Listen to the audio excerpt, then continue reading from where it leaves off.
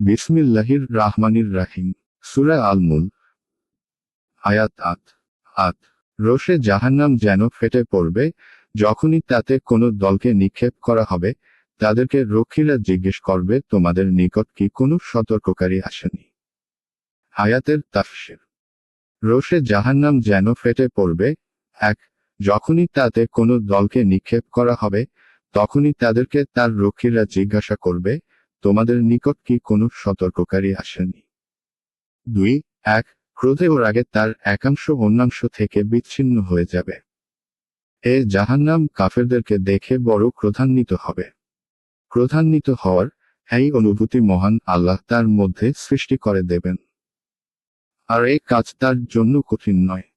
২. যার কারণে তোমাদেরকে আজ জাহান্নামের আস্বাদ গ্রহণ করতে হলো। আয়াত ৯।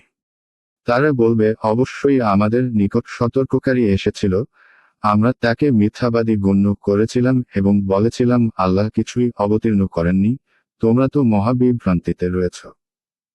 আয়াতের তাফসীর। তারা বলবে, অবশ্যই আমাদের নিকট সতর্ককারী এসেছিল, কিন্তু আমরা তাদেরকে মিথ্যাবাদী গণ্য করেছিলাম এবং বলেছিলাম আল্লাহ কিছুই অবতীর্ণ করেননি, তোমরা তো মহাবিভ্রান্তিতে রয়েছ। অর্থাৎ আমরা পয়গম্বরদেরকে সত্যজ্ঞান করার পরিবর্তে তাদেরকে মিথ্যাজ্ঞান করেছিলাম। আসমানি কিতাব সমূহকে একেবারে অস্বীকার করেছিলাম। এমনকি আল্লাহর পয়গম্বরদেরকে আমরা বলেছিলাম যে, তোমরা বড়ই ভ্রষ্টতার মধ্যে আছো।